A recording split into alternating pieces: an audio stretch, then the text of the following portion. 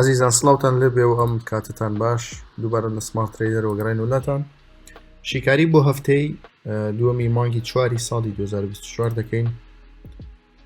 سەبارەت بە ئاڵتون ئێمە هەفتەی ڕابردوو باسمان کرده بوو کە 2302 لەگەڵ 2351 تا 2352 دەتوانێت سیناریۆشی دابەزینی ئاڵتون چالاک بکات.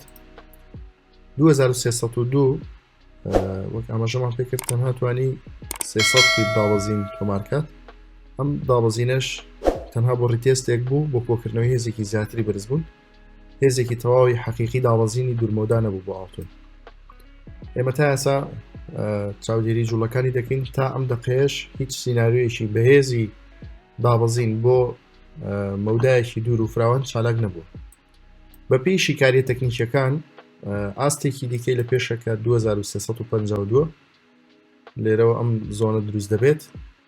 ئەم بەرزبوونی ئاڵتون کە دەستی پێکردووە بە ئامانجی گەیشتنە بەو تارگێتە، واتە بە ئامانجی گەیشتن بە 2352.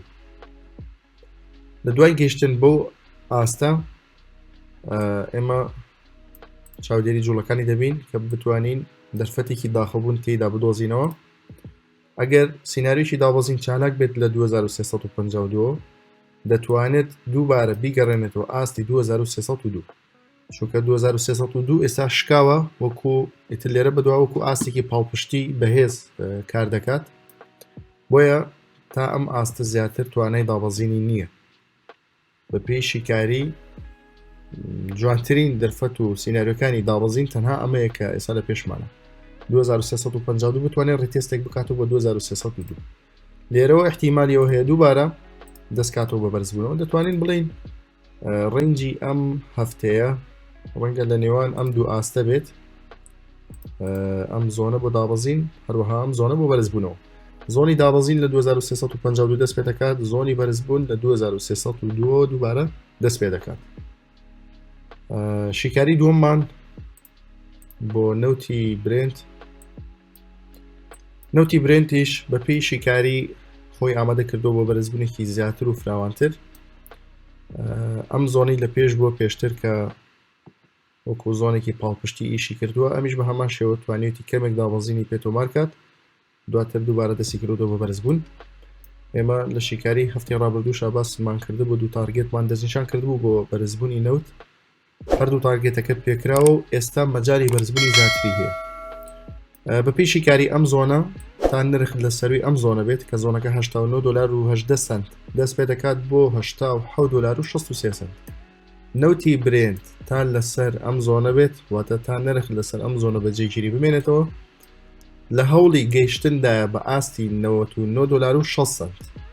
تکایە ئاگادار بن، زۆر حەزەر لە مامەڵەی فرۆشتن بکەن و ئەگەر لە زۆن و ناوچەیەکی بەهێزیش دەرفەتێکی فرۆشتن دروست بوو بە هیچ شێوازێک بەبێ ستۆڵبوس تێیدا داخڵ نەبن، چونکە نەوتی برێنتیش بە پێی شیکاری کۆمەڵێک زۆن و ناوچەی شکاندووە، احتیمالی بەرزبوونەوەی زیاترە وەک لە دابەزین.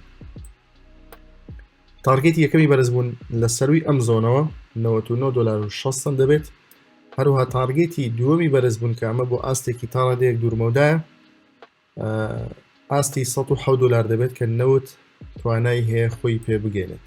بەڵام لە دوای شکاندنی 99 دلار و 6 سنت ئەم سیناریۆ چالاک دەبێت و ئەگەری گەشتن بەم تارگێتش دروست دەبێت.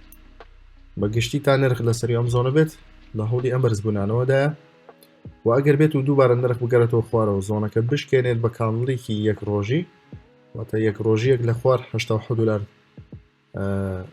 دابخرێتەوە، ئەو کاتە سیناریۆی بەرزبوونەوە لاوازی بەخۆوە دەبینن و زیاتر سیناریۆکانی دابەزین چالاک دەبن. بەڵام بۆ ئەم هەفتەیە ئەم زۆنە دەتوانێت بڕیاری یەکلایکەرەوە بدات بۆ داهاتووی نەوتی برێنت.